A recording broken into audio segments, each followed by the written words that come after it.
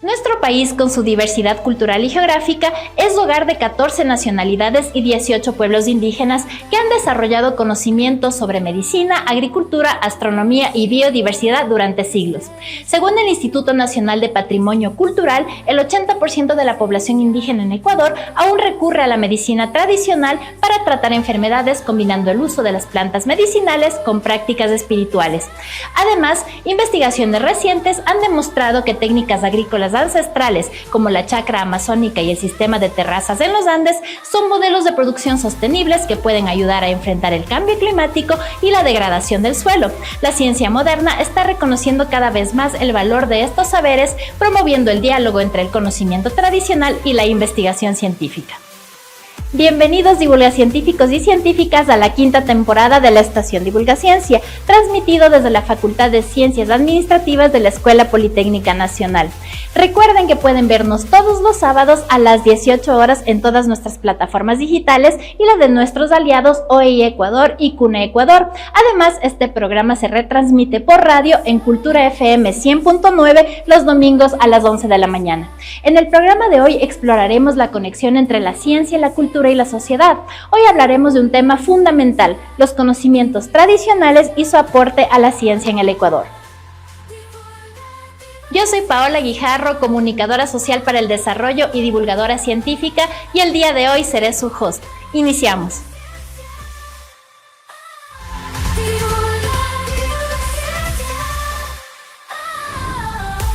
Agudiza tus sentidos, porque Estación Divulgaciencia está por despegar. Hoy levantamos el telón de un montón de ideas que te harán alucinar. Únete a la tripulación mientras despegamos al infinito y más allá del conocimiento. ¿Listos para la cuenta regresiva? 5, 4, 3, 2, 1. ¡Comenzamos!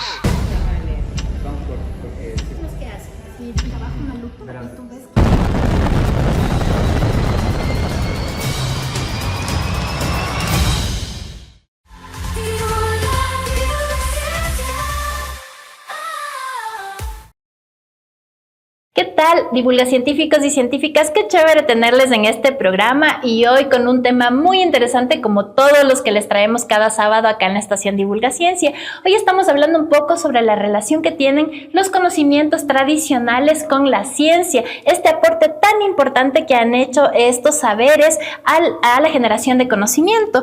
Realmente estos conocimientos tradicionales y la ciencia se relacionan por su complementariedad, es decir, que muchas veces los conocimientos tradicionales contienen información valiosa que la ciencia ha validado posteriormente, también en sus diferencias metodológicas, porque mientras que la ciencia moderna se basa en el método experimental, los conocimientos tradicionales se transmiten de forma oral y práctica, y también en los casos de sinergia, es decir, por ejemplo, la agroecología integra saberes tradicionales sobre el cultivo de la tierra con principios científicos para crear sistemas sostenibles. Ya van a ver, divulgacientíficos y científicas, este tema es apasionante también para mí. Yo me apasiono con cada tema que les traigo acá, pero es también para transmitirles esa alegría de hacer divulgación científica.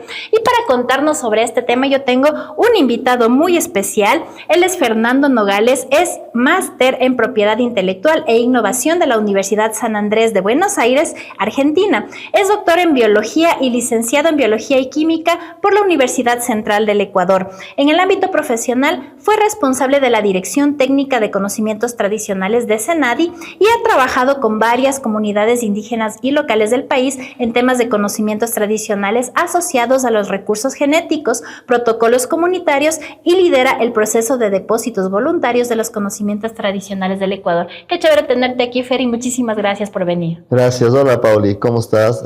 Para mí es un gusto y un placer el poder el día de hoy topar parte de un tema muy apasionante, un tema nuevo que se está tratando aquí en el país y que más que nada se está comenzando a regular y a trabajar, a gestionar los temas de conocimientos tradicionales.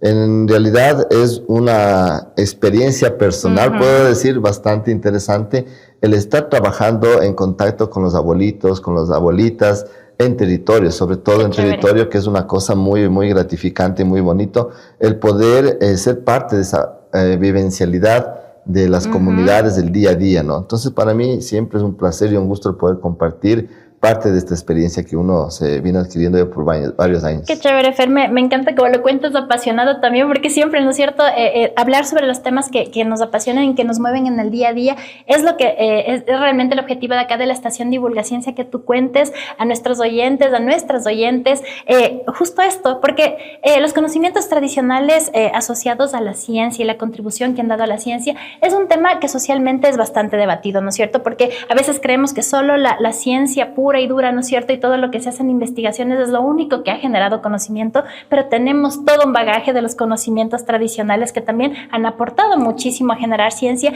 y es como nuestros ancestros, como la gente que nos antecedió también se fue construyendo, ¿no es cierto?, se fue construyendo socialmente y fue heredándonos ese conocimiento también. Entonces, Fer, yo quisiera que empecemos contándoles a nuestros divulgacientíficos y científicas, ¿cómo definirías qué son estos conocimientos tradicionales y justamente cuál es ese aporte que han dado a la generación de conocimiento? Sí, gracias. En realidad, los conocimientos tradicionales son milenarios, en primer lugar. Es un tema que pasa por la parte colectiva, es todo el conocimiento tradicional, ancestral, que se ha ido transmitiendo de generación en generación, de padres a hijos, y que estos han servido como principios para investigación de muchos principios activos, de muchos medicamentos a nivel mundial. Entonces, esto ha permitido, de cierta forma, el poder ir teniendo esta relación entre el conocimiento tradicional y también la medicina occidental, ¿no? Gracias a la investigación. En la literatura señala que el conocimiento tradicional ha permitido disminuir un 400% en cuanto a la investigación para determinar un principio activo que pueda curar o ayudar a una enfermedad. Entonces es importantísimo el hecho de que los abuelitos, los ancianos de sabiduría, puedan permitir y orientar a los investigadores para qué sirve tal o cual medicamento. Y además de eso es importante indicar que ha permitido disminuir esa brecha de la investigación para obtener un principio activo, un medicamento, pasa más o menos alrededor de 5 años hasta poder descubrir una molécula que pueda curar ciertas enfermedades. Gracias a los conocimientos tradicionales, este ha permitido disminuir y acortar ese tiempo, ¿no? Entonces, por eso también es importante y fundamental justamente el trabajar con los abuelitos, con los sabedores, porque también debemos señalar que los abuelitos y las comunidades en sí son guardianes de la naturaleza. Así es. Por más que la biotecnología avance, la ciencia avance, porque muchas veces se dice de que ya no se necesita del uso de los conocimientos tradicionales, del saber ancestral, porque ya la tecnología ha avanzado tanto. Pero no, hay que tener en cuenta que quienes son los guardianes y los que cuidan ese ambiente es las comunidades, los miembros de esas comunidades y por ende también los abuelitos que manejan todo el tema del conocimiento tradicional sobre el uso médico. Y Fer, algo súper importante que tú decías y que lo dijimos en la introducción de este programa, los conocimientos tradicionales están muy ligados a la biodiversidad, a los recursos genéticos, ¿no es cierto? A veces no entendemos mucho qué son estos recursos genéticos porque definitivamente la medicina, digamos que es el campo en el que más aportan estos conocimientos tradicionales del tema de la agrobiodiversidad, de todo lo que tenemos, porque una medicina no se hace si no tienes una base de una planta, por ejemplo, ¿no es cierto? Son estas plantas que antes, quizás ahora con el avance de la tecnología las procesamos, les ponemos químicos, hacemos otras cosas para obtener la pastilla que tú te tomas para una enfermedad, pero la base fundamental está en una planta. ¿Cuál es esa importancia, no es cierto? ¿Qué son estos recursos genéticos de los que hablamos cuando hablamos de conocimientos tradicionales? Bueno, las comunidades, los abuelitos dicen que son la sangre de las plantas. O sea, es la sangre de la planta donde está ubicado todo el tema del medicamento que cura, que ayuda a curar ciertas dolencias, ¿no? Es importante también resaltar de que estas plantas necesitan del cuidado, porque ha habido la oportunidad, es interesante cuando uno se va a territorio, la forma como ve el abuelito y cómo ve la abuelita es muy diferente. Entonces, cuando nosotros vamos por los senderos que nos llevan los abuelitos, el abuelito nos va diciendo, esta planta sirve para una enfermedad, esta sirve para curar otra enfermedad. Pero cuando tú hablas con la abuelita es diferente la relación. Dice, en principio me dice Fernando, tú no puedes entrar a mi chakra. Claro. Porque mi chakra es sagrada. Yo tengo que primero conversar con mis plantas, pedirles permiso, autorización para poder utilizar su medicina y para poderte curar cierta enfermedad.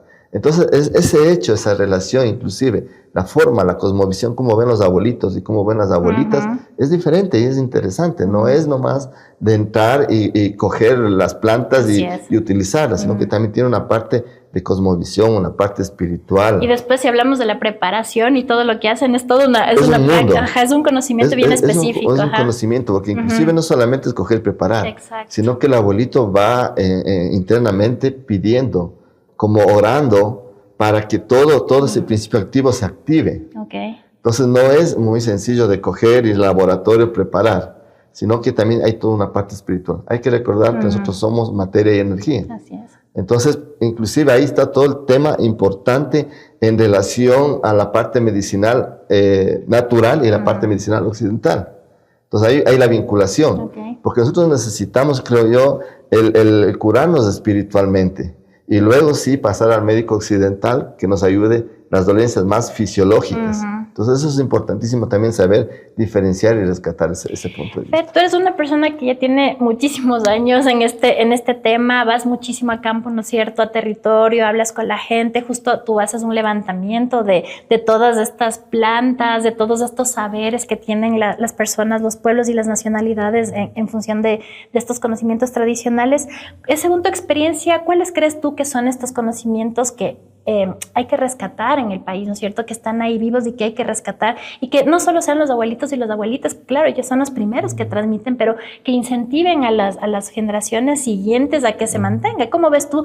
¿Todavía hay un interés, por ejemplo, de los jóvenes, de los niños que están en las comunidades por adquirir estos conocimientos, o hay una ruptura? ¿Cómo ves tú desde la experiencia que tienes? Sí, o sea, gracias por la pregunta, porque realmente es un tema bastante controversial, en el sentido de que hoy en día la mayoría de los jóvenes, como tú bien nos señalas, está perdiendo su interés por el uso de las plantas medicinales.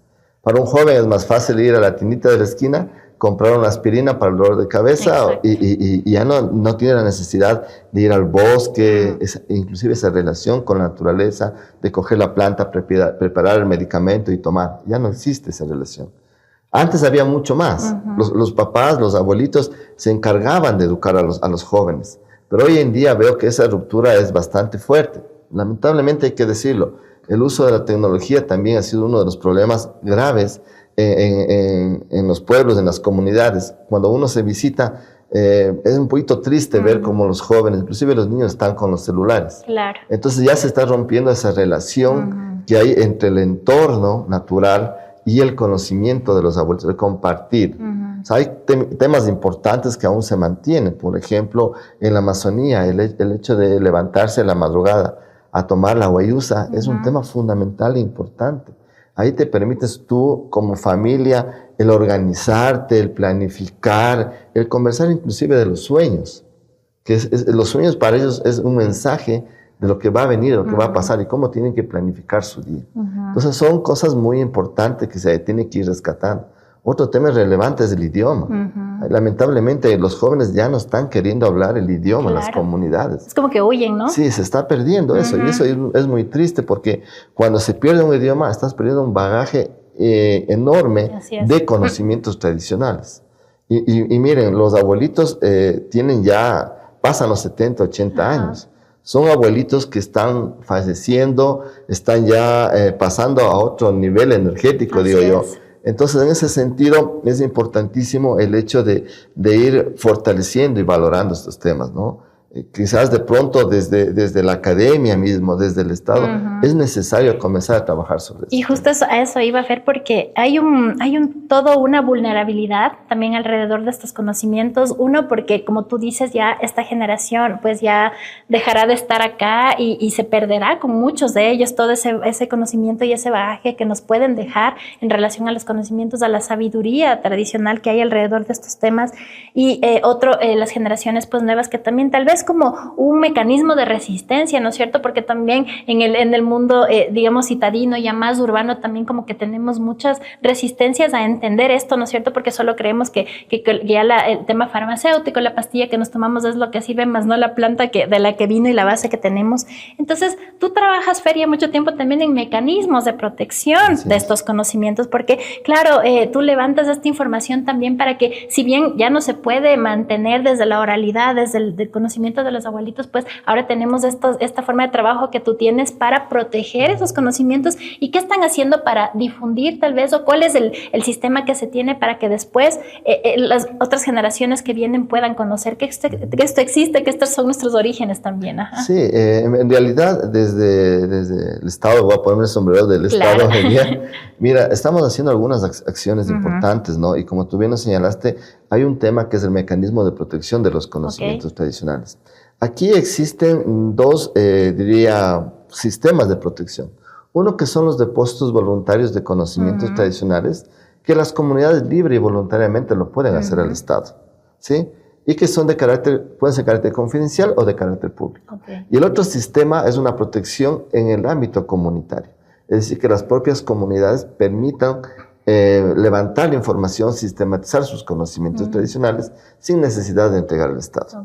Ahora, ¿qué es lo que busca estos dos sistemas? Es proteger preventivamente frente al acceso indebido e ilegal de los conocimientos tradicionales. Es decir, acceso cuando tienes un conocimiento tradicional per se y un acceso indebido, o lo que se conoce como biopiratería, cuando está el conocimiento tradicional vinculado o relacionado a los recursos biológicos o recursos genéticos.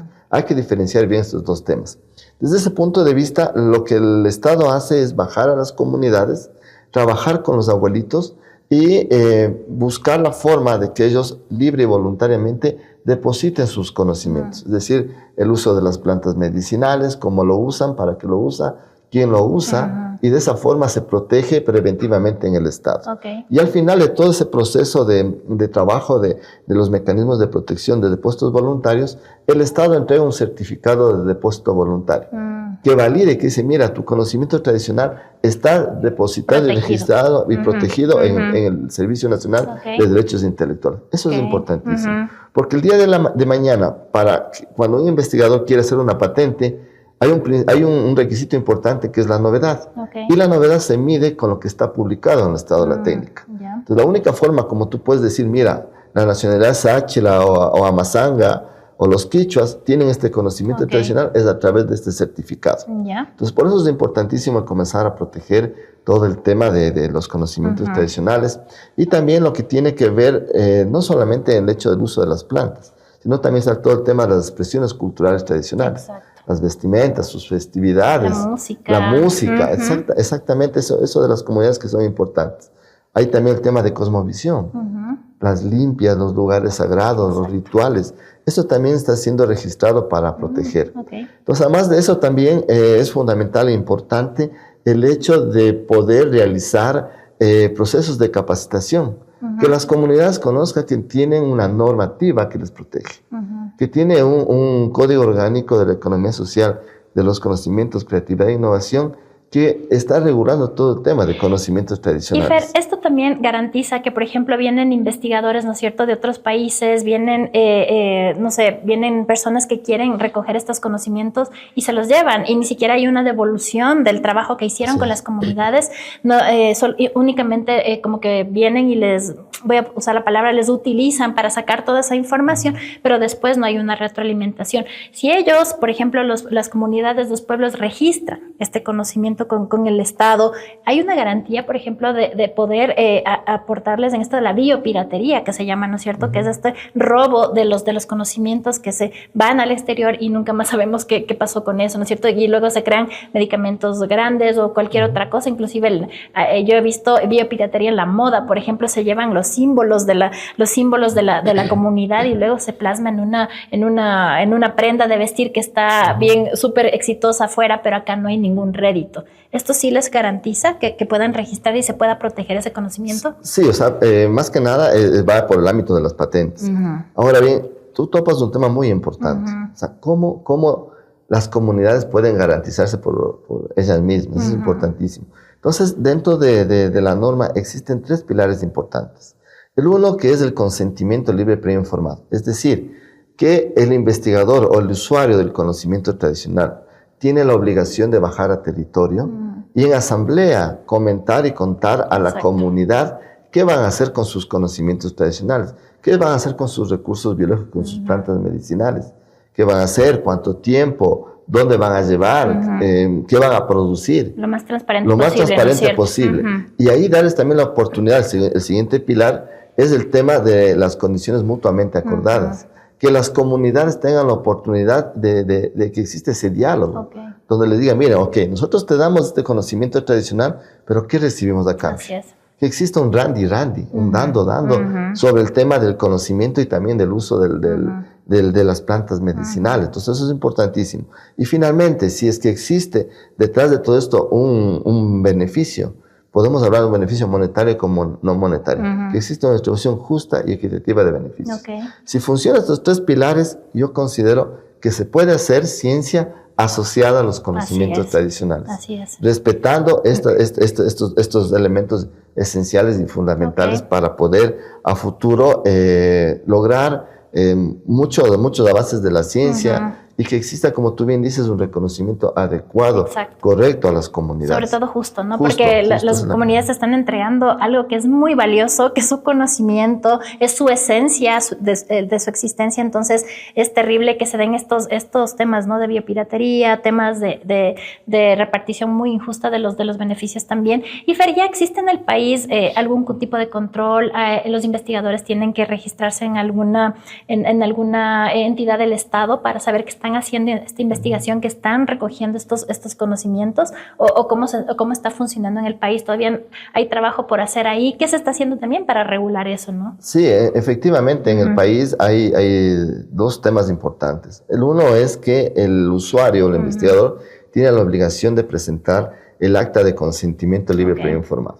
Es decir, una vez que tú bajas a territorio, en asamblea, las comunidades aprueban el plan de trabajo, la investigación que vas a hacer, te da un documento, un acta donde aprueba la comunidad. Ya, ese documento tiene que ser registrado ante el Servicio Nacional de Derechos Intelectuales. Y no queda solamente en el acta del consentimiento, sino que tiene que finalizar en una firma de un contrato, que es mucho más fuerte y obliga a fiel cumplimiento de lo que se pone en el contrato, ¿sí? Porque el consentimiento libre previo informado es solamente voluntad de las partes. Así es. ¿Sí? Así es. Pero cuando tú tienes un contrato, ya te obliga a dar cumplimiento. Es una figura más fuerte que garantiza a los pueblos y a las comunidades. Estamos trabajando, todavía tenemos no mucha experiencia al respecto, estamos haciendo camino al andar. Debo señalar que, por ejemplo, la Universidad Iquian está por buen camino, está haciendo muchas cosas interesantes y está respetando también este sistema de registro. De igual forma, estamos últimamente, valga la oportunidad del espacio para comentarles que con Conservación Internacional venimos trabajando ya en temas de respetar desde las ONGs el uso de los conocimientos tradicionales de manera correcta y adecuada. Entonces creo que estamos dando pasos cortitos, pero firmes y seguros. Así es. Qué chévere, Fer.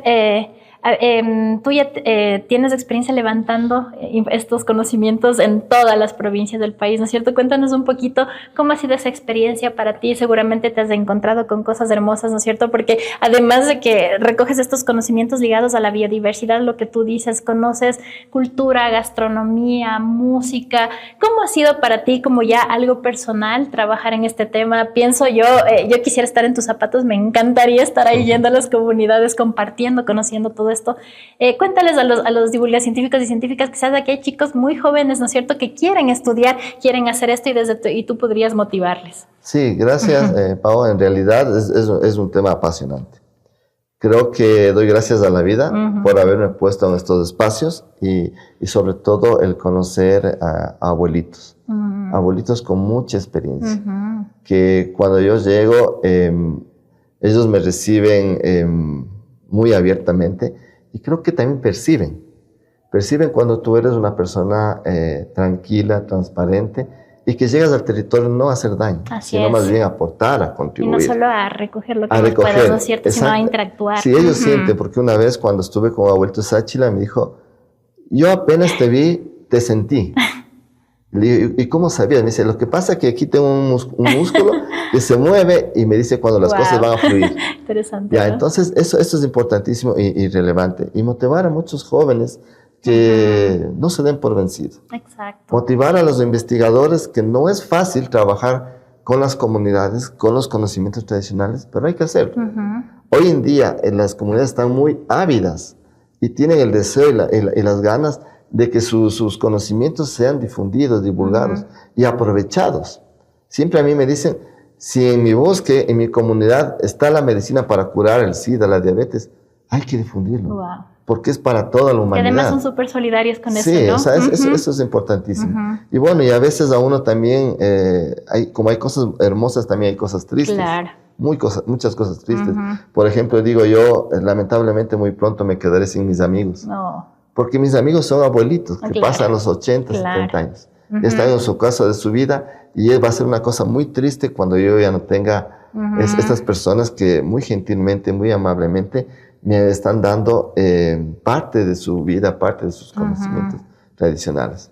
Entonces, invitar, que no desmayen y que sigan adelante. Hay todo un camino por trabajar. Y por descubrir. Y por descubrir. El tema de los conocimientos tradicionales recién empieza. Y nada, vamos adelante, que sí, lo vamos a lograr. Qué chévere, Fer. Realmente motivantes tus palabras, y para motivarles más a nuestros divulgadores científicos y científicas van a ver en el siguiente bloque que sí hay gente joven, hay gente que está muy comprometida con esto de proteger los conocimientos tradicionales. Ya van a ver a mi invitada muy especial que tengo en el siguiente bloque, y te agradezco, Fer, quédate también para que veas que sí hay gente que todavía, y que no solo son los abuelitos, sino que ellos han sabido motivar también a sus nuevas generaciones para defender los conocimientos tradicionales.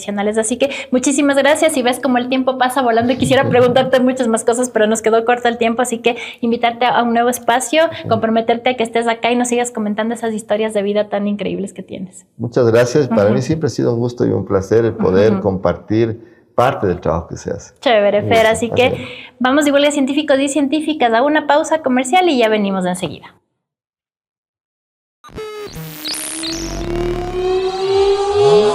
Agárrate, la estación Divulgaciencia vuelve después de esta pausa. No te vayas lejos, que la aventura continúa.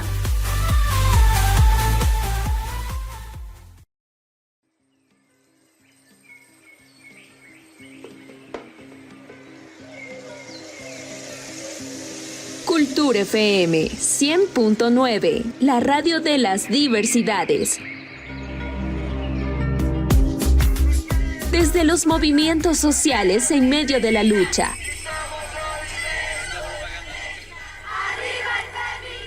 Los gritos de valientes mujeres, las voces de niños y colectivos, que se alzan como un himno de igualdad y justicia.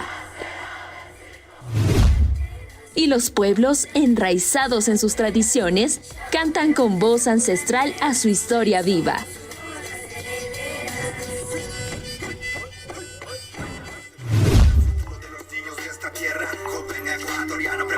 Los movimientos urbanos, vibrantes y rebeldes, llenando las calles de música y alzando la voz de sus luchas a través de su arte.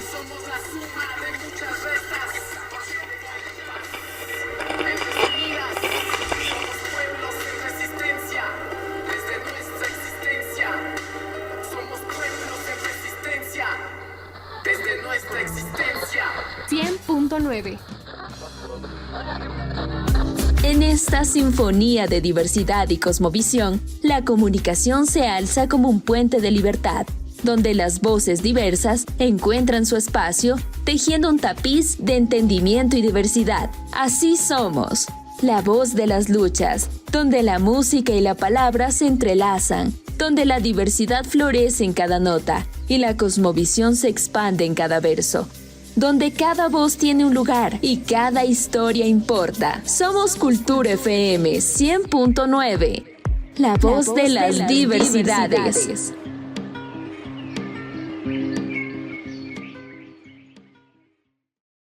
Regresamos, nos embarcamos nuevamente hacia el asombroso universo de la ciencia y la tecnología. Estamos de regreso, divulgacientíficos y científicas. Gracias por seguir con nosotros. Estamos con un tema fascinante, que es esta relación que existe entre los conocimientos tradicionales y la ciencia. Así que estamos felices. En el primer bloque le tuvimos a un invitado muy especial en el que hablamos sobre qué son estos conocimientos, cómo se han ido construyendo, cuál es su aporte al tema de la biodiversidad, de la medicina. Y ahora estamos con una, no sé cómo decirles, es una invitada súper chévere, que ella trabaja muchísimo por la protección de los conocimientos tradicionales, y ella es Carla Viterio, como le conocemos como Sista Carla, ¿no es cierto? Ella es gestora cultural, activista afrodescendiente, mujer panafricanista, política, militante de la liberación africana y fotógrafa de protección, iba a decir, estoy con la protección de los conocimientos tradicionales. Y desde el 2006 ella ha venido luchando activamente en los temas de empoderamiento y orgullo afrodescendiente desde las organizaciones de base negras, panafricanistas y Rastafari. En el 2017 funda la organización Addis Abeba para trabajar temas de ancestralidad, cultura y poder negro, y en el que inició con 7 mujeres negras, pero que en la actualidad cuenta con más de 45 jóvenes afrodescendientes abordando temas ancestrales, culturales, de resarcimiento y poder negro. Qué chévere, Sista, tenerte por acá. Estoy muy feliz de tenerte acá. Bueno, siempre con el permiso de mis ancestros y mis ancestras. Gracias también por permitirnos estar aquí y también poder llegar un poquito más del conocimiento de, como mujeres afrodescendientes, como mujeres negras, tomarnos también estos espacios de resistencia, y gracias. Chévere, Sista. Nosotros acá muy contentos de tenerte. Estábamos hablando, como tú pudiste escuchar, ¿no es cierto? Un poquito, el programa de hoy quiere ver esa relación que existe entre estos conocimientos tradicionales, ¿no es cierto? Y cómo ustedes, y desde el trabajo que han hecho poco a poco, ustedes han ido aportando a la ciencia, ¿no es cierto? Con el FER, y hablamos un poco desde el aporte de estos conocimientos a la medicina, como desde la biodiversidad tan grande que tenemos en este país podemos hacer ciencia, pero está el lado también cultural, está el lado de cómo los pueblos y nacionalidades aportan mucho en la generación de cultura, de música. Bueno, tienen todo un bagaje de conocimiento ahí también, y eso queríamos hablar contigo. Gracias por estar acá. Cuéntanos, tú iniciaste un movimiento, ¿no es cierto?, con 7 mujeres, hoy son más de 45. Quiero conocer esa experiencia, cómo fue creciendo y cuál es el objetivo de tu movimiento. Bueno, creo que el trabajo en sí, cuando hablas de afrodescendencia, siempre no podemos olvidar la resistencia y la carga que llevamos como pueblos afrodescendientes. O sea, no puedo borrar la historia ancestral de hace 500 años y que seguimos resistiendo aquí. Cuando iniciamos con estas mujeres, bueno, el objetivo era tratar de que esta mal información, que estos sentires de las mujeres mismas, que siempre están con esta duda de los estereotipos de la belleza, de lo que es bonito, lo que no es bonito. Creo que eso fue las ganas de romper con esos estereotipos, porque Addis Abeba empezó como una revista de mujeres afrodescendientes que vendían accesorios africanos, y que con esto estábamos tratando de reivindicar nuestra esencia como mujeres negras. Pero trabajando nos dimos cuenta que no solamente la problemática estaba en las mujeres negras, sino que es una problemática que engloba tanto a los hombres afrodescendientes como a las mujeres afrodescendientes. Entonces, si me preguntas, el trabajo de Addis Abeba se llama resarcimiento a la ancestralidad, a la historia y al empoderamiento en sí de la negritud. Y en este movimiento seguramente ustedes han hecho una investigación muy profunda, ¿no es cierto?, justamente para entender y ver más allá y también proyectar todos estos conocimientos tradicionales que el pueblo afroecuatoriano tiene y que aporta. Según tú, cuáles serían estos conocimientos que se debería rescatar del pueblo afroecuatoriano? Bueno, creo que la historia mismo de la afrodescendencia, como insisto, la palabra resistencia es algo, la base tan grande que tenemos. O sea, no podemos olvidar que a la afrodescendencia nos quitaron todo. Y lo que hicimos nosotros y nuestros ancestros es mantener la oralidad. Entonces, a través de la historia y de la oralidad, nosotras seguimos manteniendo nuestra historia firme, como es la música, nuestra cultura, nuestra forma de expresarnos. Y la forma política en como mucha gente afrodescendiente es a través de nuestros cantos, de nuestra historia, de nuestros arrullos, de nuestros chigualos, de nuestra marimba, etcétera, ¿no?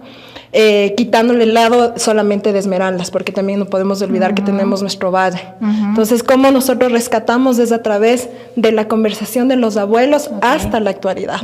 Porque hay que tomar en cuenta que a nosotros nos han desterrado de nuestras tierras y cuando te destierran te hacen olvidar todo lo que tú eres. Entonces, nuestros abuelos y nuestras abuelas mantienen, ¿no? Es como ver nosotros hablamos de la conchita amorosa, hablamos del círculo de aprendizaje, de la etnoeducación, donde tú tienes que pasar tu conocimiento a nuestros niños para que nuestros niños sigan manteniendo esto.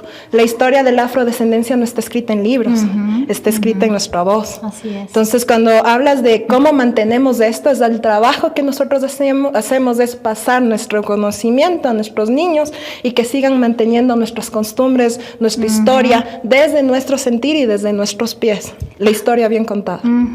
Y lo que tú dices es súper interesante porque es verdad, ¿no? En el tema del pueblo afro, en realidad fue un tema mucho más de desarraigo. A ustedes les movieron de su casa, de sus tierras y fueron como a través de la esclavitud, pues dispersos en todo el mundo. Entonces ahí pudo haber un momento y debe haber un momento en el que no haya identidad como afro realmente, ¿no es cierto? En ese caso acá en el Ecuador, ¿cuáles son esos, digamos, esas prácticas, esos conocimientos que sí les hacen ser parte de este pueblo ecuatoriano, que sí les hacen decir, a pesar de todo esto, ¿no es cierto?, de que nosotros venimos de otros contextos tal vez, pero ¿qué hace que te sientas como que tienes conocimientos tradicionales de afroecuatoriano? Bueno, los conocimientos, como te digo, se guardan a través de la historia. Nosotros tuvimos palenques, nosotros tuvimos quilombos, nosotros tuvimos donde guardar nuestra historia, nuestra ancestralidad y nuestro secretismo, perdón. Cuando hablamos de esto, cuando yo hablo de cómo nos sentimos los afrodescendientes aquí en este territorio, no puedo dejar de decir que nosotros somos migrantes y somos tratados como migrantes. Cuando tú miras la forma en cómo es tratada la afrodescendencia, es como te tratan cuando tú no estás o no eres parte de tu territorio.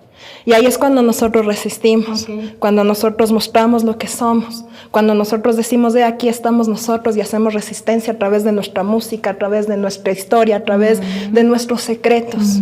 Porque la afrodescendencia puede ser que nos quitaron todo, pero tenemos secretos. Y esos secretos se mantienen en cada posición política que nosotros hacemos con nuestra cultura. En el caso de los pueblos indígenas, por ejemplo, una de las formas más, digamos, comunes de traspasar estos conocimientos es a través de lo que decía el Fer, ¿no es cierto?, en el primer bloque, está su chakra, sobre todo en la agricultura, porque las plantas son muy representativas de ellos para el tema de la medicina, por ejemplo. Cuando nosotros hablamos de pueblos afros, lo primero que se nos viene a la mente es la marimba, es la música, es toda esa algarabía que ustedes también tienen y que transmiten, ¿no es cierto? ¿Qué otro conocimiento tradicional tú puedes rescatar y puedes decir, esto también nos representa a nosotros? Bueno, sí, bien es cierto que nosotros rescatamos este lado cultural y la música, pero no solo somos eso. Así es. Somos también espiritualidad. La afrodescendencia es una de las personas y somos los seres más espirituales que puedes encontrar. Más allá también tenemos nuestra espiritualidad en las plantas, tenemos nuestra espiritualidad también en nuestros santos, nuestros orishas.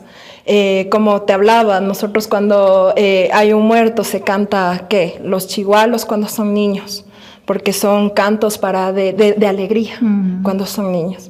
Los arrullos cuando son fiestas, cuando estamos felices, o los chigualos cuando se muere una persona adulta.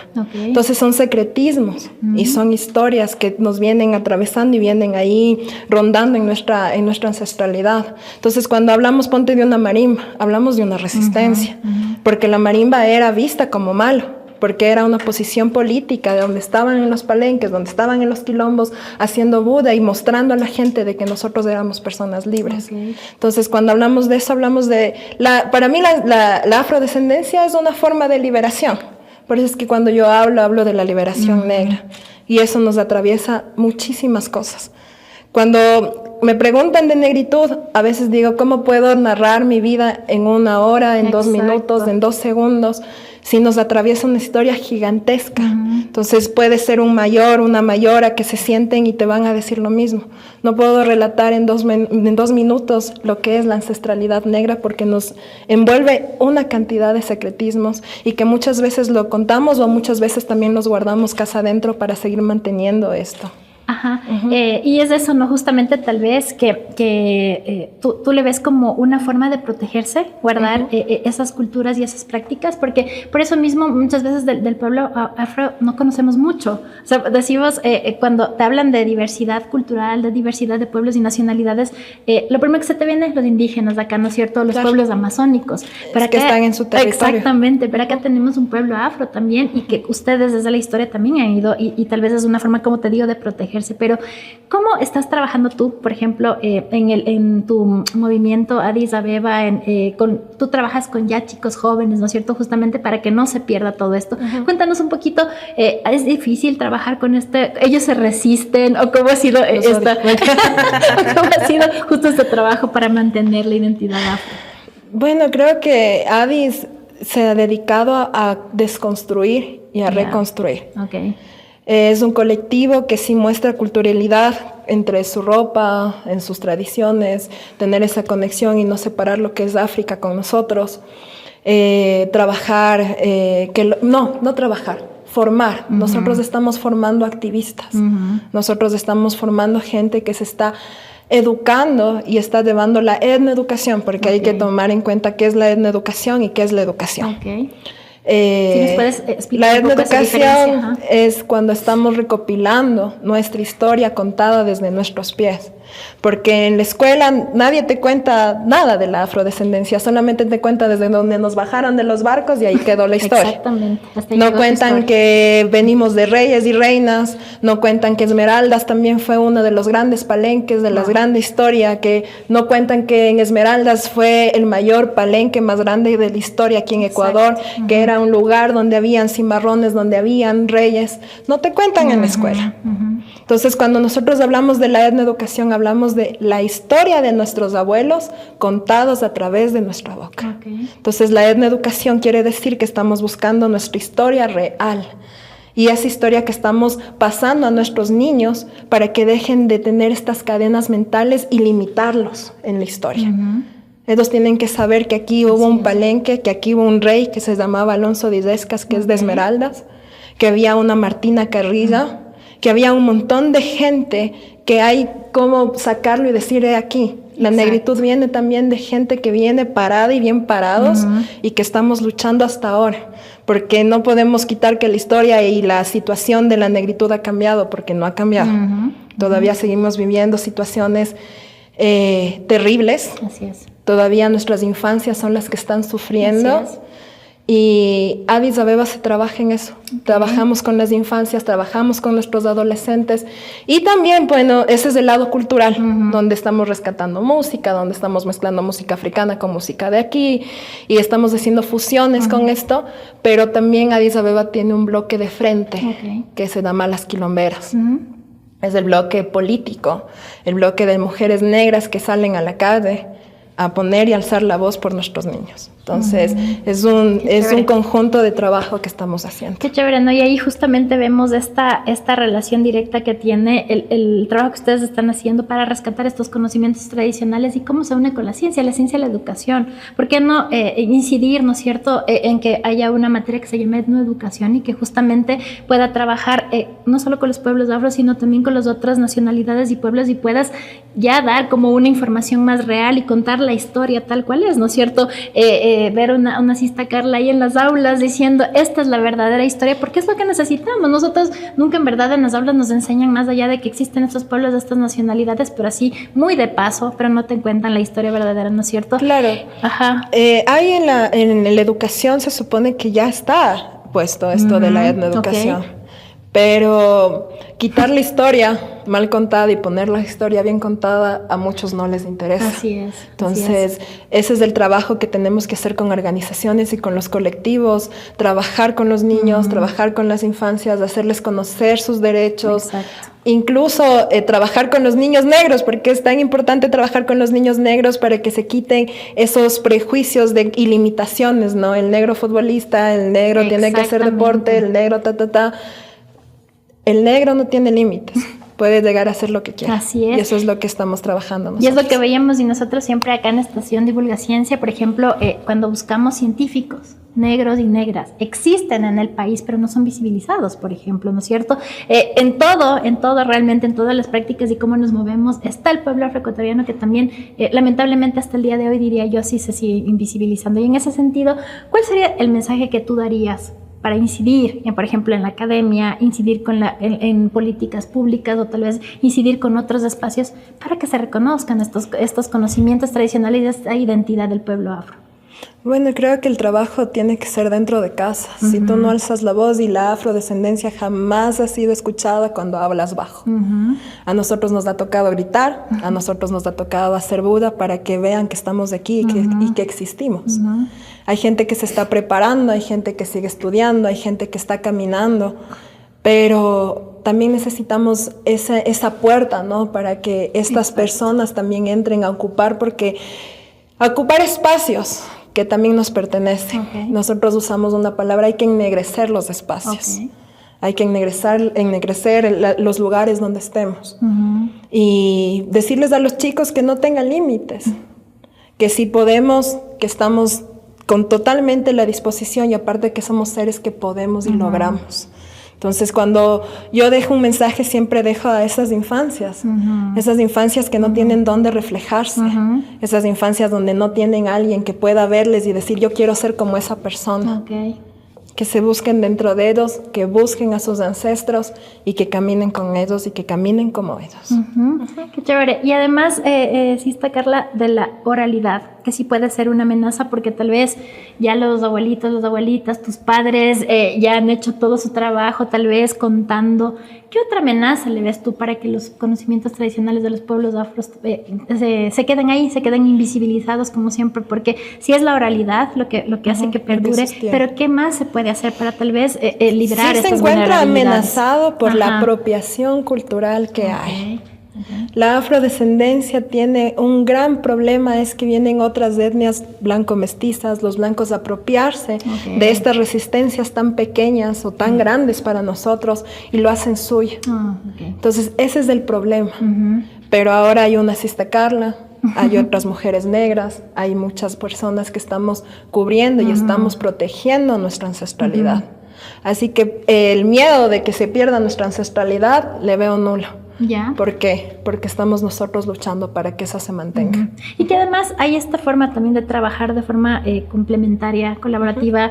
Lo que tú dices, ¿no es cierto? No necesariamente siempre van a querer apropiarse, sino que habrán otros colectivos que también querrán fortalecer y apoyar. ¿Ha habido ese trabajo? ¿Usted sí trabaja también? Claro que hay aliados. Yo les llamo aliados. Aliado es aquel que te quiere ayudar sin ningún compromiso de querer apropiarse. Entonces, cuando uno habla de apropiación, es aquel que quiere negar tu historia y quiere hacer su historia que no es suya.